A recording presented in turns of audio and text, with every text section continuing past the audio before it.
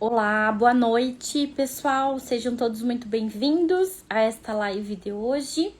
Eu sou a Poliana Raquel Pedroso, sou psicóloga aqui na Cognos, sou mestre em educação e hoje eu tô aqui, para falar um pouquinho mais com vocês a respeito do sofrimento emocional aí da superdotação. E vou focar aqui hoje na fase adulta, nesse sofrimento aí desse adulto e como esse sofrimento aparece, tá? Para quem tá entrando, boa noite, gente. Sejam todos muito bem-vindos a essa live. Enquanto vocês vão entrando, eu já vou começar esquentando aqui, o nosso assunto de hoje. Então, é muito comum esse adulto chegar aí a essa fase da vida, com vários tipos de adoecimentos, de sofrimento, seja, um sofrimento ali muitas vezes físico ou um sofrimento psicológico, Então, acho que tem várias características de uma criança superdotada, que seja ela negligenciada das suas necessidades, por várias circunstâncias da vida, pode vir a ocorrer, dela desenvolver aí uma questão emocional na fase adulta.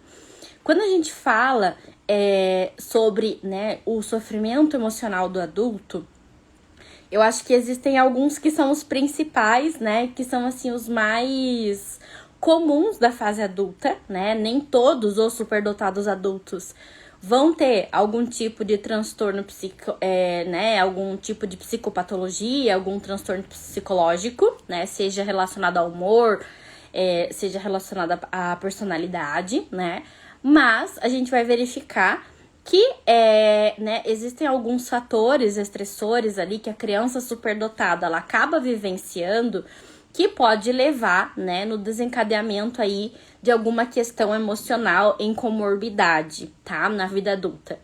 E quais, que são aí as principais e são as mais comuns? A gente vai verificar que talvez uma das mais comuns seja, os transtornos ali de ansiedade. Eu acho que lidar com ansiedade na fase adulta é um desafio ali muito grande para esse indivíduo superdotado. Principalmente, eu acho que a ansiedade, assim, do ponto de vista das preocupações, sobre o que tem que fazer, sobre o que tem que resolver, sobre coisas, que são ali do interesse daquele paciente, muitas vezes vão estar ligadas à criatividade, Então, momentos em que eu estou mais criativo, produzindo alguma coisa, eu fico extremamente mais ansioso. E, geralmente, essa ansiedade da superdotação no adulto, ela pode vir, a desencadear ali certo tipo, assim, de comportamento ansioso, mais, assim, de ter sintomas fisiológicos, então, como a palpitação, como o tremor, como sudorese. Isso é comum também, mas é mais comum, a gente verificar ali aquele indivíduo muito mais preocupado, sobre outras coisas. E o que eles me contam, no consultório, geralmente, assim, eu sinto uma pressão dentro de mim, eu fico hipervigilante, então a gente vai verificar muitas vezes problemas no sono, dificuldade de dormir quando tá focado em alguma coisa, ter dificuldades na parte da alimentação, de acabar desencadeando ali uma compulsão alimentar para alívio dessa ansiedade, ou algum outro tipo de substância ali, também isso às vezes ocorre.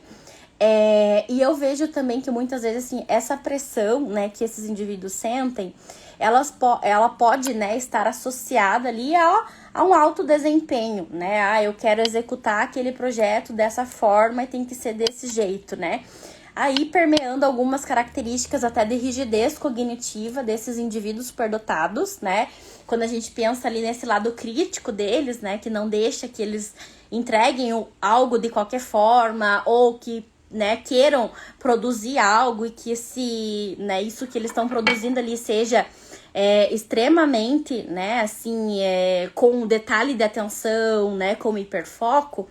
Isso muitas vezes vai ser muito rígido, E pensando aí nessa condição, muitas vezes pode ser mergulhado de muita ansiedade, e de muito hiperfoco ali naquela atividade que está realizando.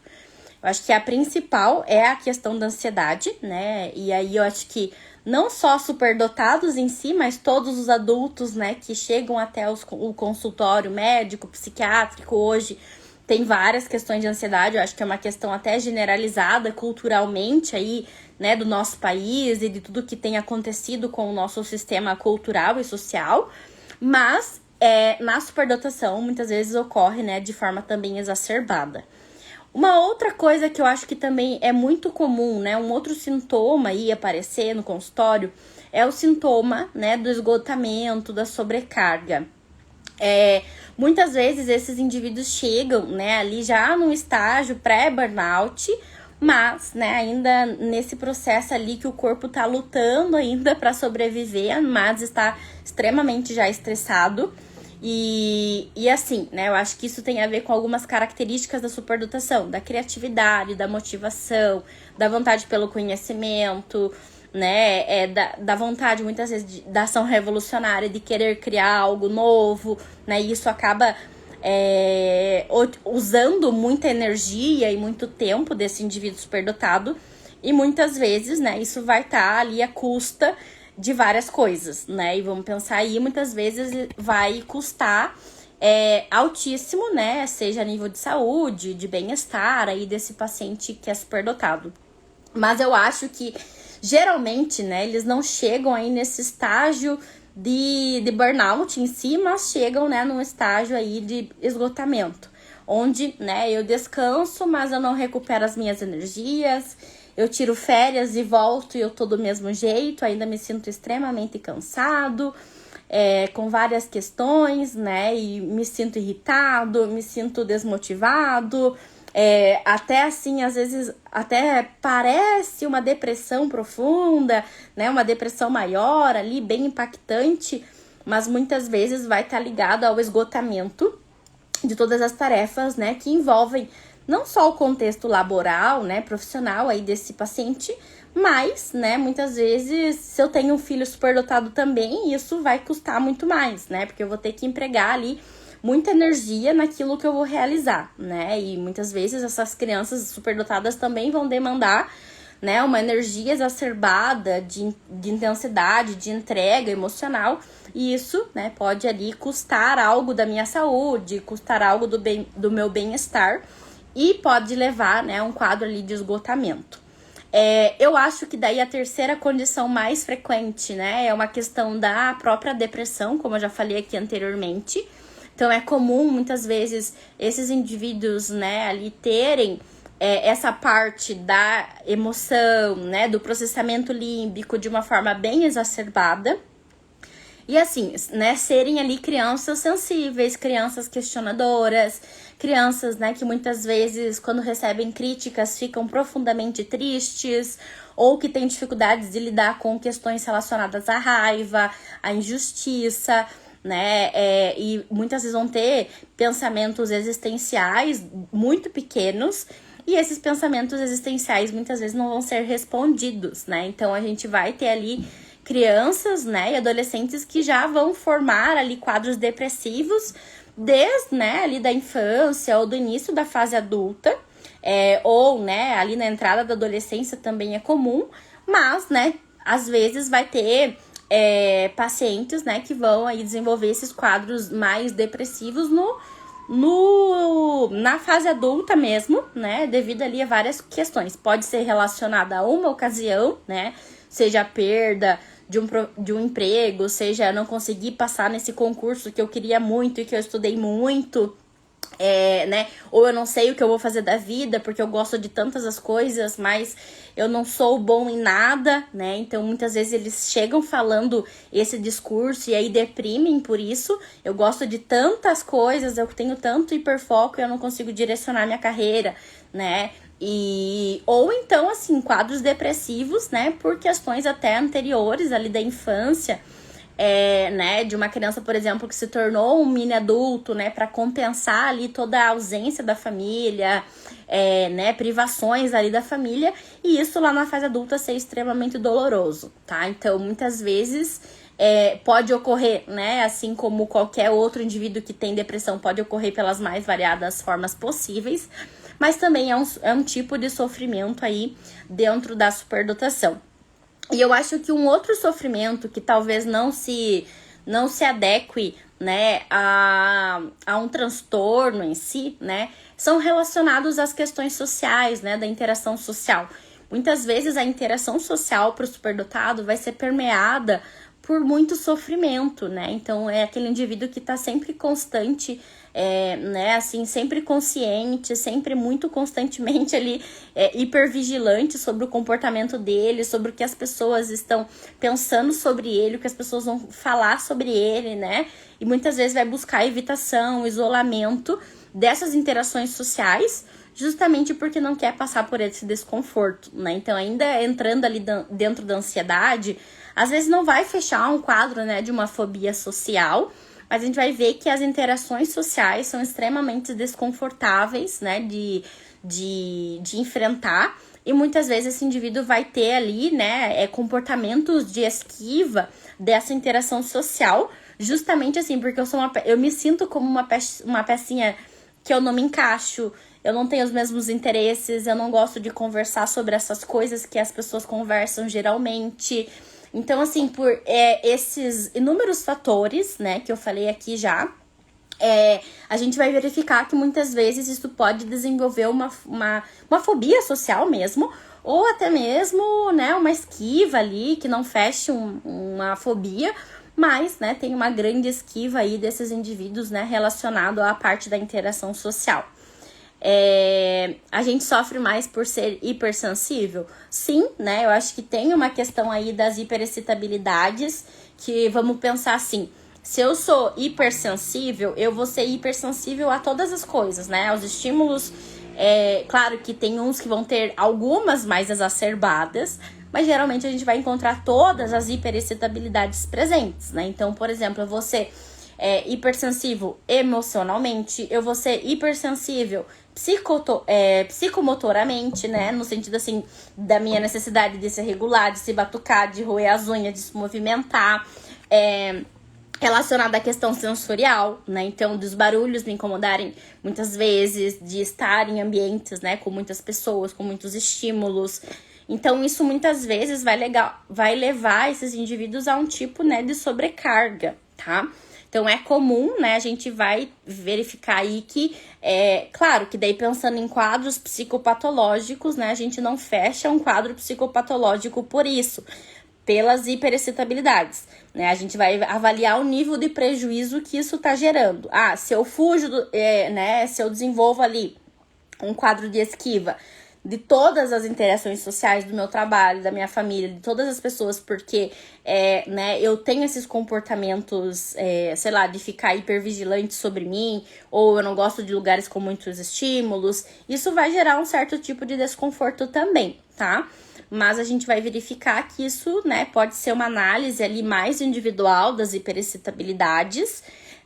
Eu acho que daí pensando em algumas características, por exemplo, a hiperexcitabilidade imaginativa, né, e a intelectual, quando há ali essas características desse funcionamento, isso muitas vezes vai levar ao quê? A esse quadro de burnout que eu falei, essa vontade de conhecer, vontade de querer produzir, vontade de querer fazer outras coisas e coisas novas, imaginar. Isso cansa a gente, né? Pensando assim, a nível até de ansiedade, né? Do quanto isso é um processamento ali cognitivo do pensamento. Geralmente, eu até já atendi pacientes que falam pra mim assim, Poli, eu durmo por exaustão, né? Porque eu tô tão cansada, eu penso tanta coisa, minha cabeça não para de pensar, que eu não tenho problemas de sono, porque eu deito e puf, né? Eu durmo por exaustão. E muitas vezes ocorre isso também, tá? De não ter questões ali do sono, mas dessa ansiedade ser tão exacerbada e ficar tão hipervigilante, todos esses pensamentos passando pela cabeça, né, que esse indivíduo ele capota, né, no sono porque tá extremamente exausto, né? Eu acho que tem várias características, né, ali que a gente pode pensar daí do perfeccionismo, características, né, da própria determinação com a tarefa, da criatividade, tudo isso, né, pode levar com que esses indivíduos adoeçam, né? Então, desenvolva ali uma ansiedade muito mais exacerbada a várias ocasiões, ou então, né, desenvolva um quadro de esgotamento, porque hoje eu tenho que terminar esse trabalho. Então, hoje eu não vou fazer academia, porque eu tenho que terminar esse trabalho. Ah, mas amanhã também eu não vou fazer porque o trabalho ainda continua aqui, eu ainda tenho que terminar o trabalho, né? Então, assim, muitas vezes acaba se negligenciando outras esferas da vida que são fontes de lazer, fontes de divertimento, fontes, né, de bem-estar. E por isso eles adoecem, né? Porque é um conjunto de coisas, né? Então eu entro em hiperfoco e aí eu fico lá, né, catando pelo em ovo no meu trabalho que já tá pronto, mas que eu acho que pra mim não tá pronto, porque pra mim não tá bom o suficiente, porque eu idealizei ali um projeto X na minha cabeça, mas pro outro talvez já tá adequado, já tá ok, mas pra mim ainda não. E daí eu, né, fico ali desenvolvendo todo esse comportamento de aperfeiçoamento e acabo, né, tendo escolhas e optando, né, por coisas ali que tiram de outras fontes, né? Tem até pacientes que falam assim, eu sinto como eu cubro um santo e descubro outro, né? Então, eu cubro aqui de passar a noite verificando, né, catando pelo em ovo no meu trabalho ou em algo que eu vou realizar, mas aí eu não tenho tempo pra ir em uma atividade de lazer, daí eu não tenho tempo, né, pra fazer uma atividade física. Então, muitas vezes, a consequência de todo esse sistema de funcionamento que vai gerar, né, o que a gente vai falar ali do esgotamento, ou da ansiedade, ou de outras coisas, né? Eu vi que tem algumas perguntinhas aqui. Não gostar de lugares cheios de pessoa, com barulhos intensos, como academias, é uma hiperexcitabilidade? Pode ser, tá? Então, né, claro que a gente tá avaliando aqui um comportamento avulso de todo o funcionamento, mas pode ser considerado assim, né? Eu acho que muitos superdotados até falam dessa questão da academia, né? Que não conseguem fazer academia porque é repetitivo, porque é chato, mas também alguns relatam, né, sobre essa questão aí de todos os estímulos, né? E é muita gente, é muita coisa, às vezes sim. Mas também eu acho que seria importante uma avaliação ampla, né? Porque essa sensibilidade aqui relacionada a isso pode ser também, né, uma característica de algum outro tipo de transtorno associado. Então, por isso, né, que teria que avaliar ali minuciosamente esse comportamento de acordo com a história de vida do paciente. Sonhar muito pode ser de tanto pensar? Olha, né, gente, eu acho que nessa parte do sonho, né, depende muito, né, porque tem pacientes que me contam assim que eu durmo e daí eu só acordo no outro dia, então aquela pedrinha que cai no oceano e vai embora, né, desaparece. E tem outros, né, que eu acho que talvez lá na infância é mais comum da gente ter esse sono agitado, né, e esses sonhos muito lúcidos na infância. Na vida adulta não é algo que aparece tanto como queixa, né, mas pode ser ali também um sintoma. Meu Deus, sim, faz muito sentido o que você fala. Que bom, gente, que bom que vocês estão se identificando aí, né, tenho várias pessoas ali entrando ainda. Se vocês ficarem com dúvida, né, vão mandando aqui pra mim. Mas basicamente eu acho que pensando no sofrimento aí desse adulto, eu acho que essas são as principais características que aparecem hoje, né, no consultório. E eu acho também, gente, que muitas vezes, assim, lidar com esse lado crítico, né, com esse lado exigente do superdotado, isso também vai ser extremamente, né, vai ocasionar muita ansiedade aí nesse indivíduo, né, porque é aquela vozinha que fica ali internamente dentro dele, dizendo que ele tem que fazer, dizendo que ele tem que fazer perfeito, dizendo que não tá bom o suficiente, né? E aqui, gente, eu retorno, né, ao que a gente tava trabalhando, né, há umas semanas atrás, aí lá em terapia do esquema, a todo modo de funcionamento, né? Então, por que eu criei, né, o projeto ali de autoterapia para superdotados? Porque muitas vezes essas vozes, né, que eu falo para vocês aí desses lados críticos, de não tá bom o suficiente, nossa, vão descobrir que você é uma farsa porque você pegou isso e você criou de outra forma, né, essas vozes, elas acabam sendo muito desconfortáveis e acabam gerando todos esses sintomas que eu falei aqui para vocês, o esgotamento, a ansiedade e o burnout, né, ou uma fobia social, por exemplo.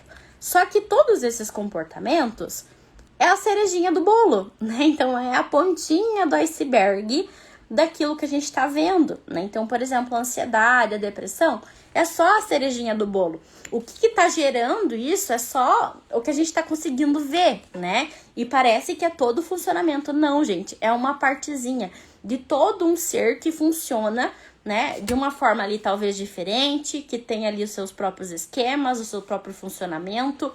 Então, por isso que, por mais que a gente tá falando aqui sobre essas cerejas, né, sobre essas pontinhas do iceberg, por isso que é tão importante que a gente olhe para esse fundo, né, para o que tem ali por debaixo, né, o que tá formando ali todas essas sensações desconfortáveis aí para esses pacientes. Eu tô meio resfriada, gente, então ignorem minha voz rouca, né? Mas eu acho assim que, pensando então que existem ali coisas, né, e talvez muitas experiências que estão formando esses tipos de desconfortos, por isso que é importante que a gente faça essa análise ampla, né, sobre o funcionamento. E aí aqui, gente, eu gostaria de deixar o meu convite, né? Então eu tô aí com as inscrições abertas pro grupo de autoterapia. É um curso, né? Mas ele é ali uma técnica vivencial, né? Onde ali por 18 semanas vocês vão vivenciar essa investigação, né? Sobre essa parte debaixo do iceberg, né? Então, tudo que ocorreu com a gente lá na nossa infância acaba gerando certo tipo de crença, de visão sobre o mundo, de visão sobre mim e a forma que eu funciono hoje, né? Então, muitas vezes isso acaba gerando muito desconforto aí para esses indivíduos superdotados. Né, a gente tem um monte de técnicas e atividades que a gente pode usar a nosso favor para que a gente conheça mais a nossa história e que a gente consiga lidar mais com nossos sintomas, né? Que é o que a gente vê, que é a cerejinha do bolo. A ansiedade, a depressão, o esgotamento, né? Por que eu faço tanta coisa, né? Talvez essa seja a pergunta, né? E aí, fazer tanta coisa e ver que eu tô esgotado porque eu faço tanta coisa é essa ponta do iceberg. O que tá por detrás que faz com que eu faça tudo isso e que eu funcione dessa forma é tudo que a gente vai descobrir aí nesse curso da autoterapia, tá? Então, deixo o meu convite aqui para vocês. O link desse curso está aqui na bio da Cognos, está no meu perfil também, que é o Neuropsipoli, tá? Se alguém tiver interesse, mande mensagem para mim diretamente. Será um prazer aí estar com vocês, né? E conversar um pouquinho mais com vocês se esse grupo é para você, né? Se você se encaixa aí com o perfil desse curso, tá bom, gente? Então, desejo aqui uma boa noite para vocês também, né? Desejo aí uma boa semana do psicólogo, que nós estamos comemorando essa semana aí com essa série de lives. Amanhã tem mais uma live aqui ainda para vocês, tá bom? Um beijo, gente. Boa noite.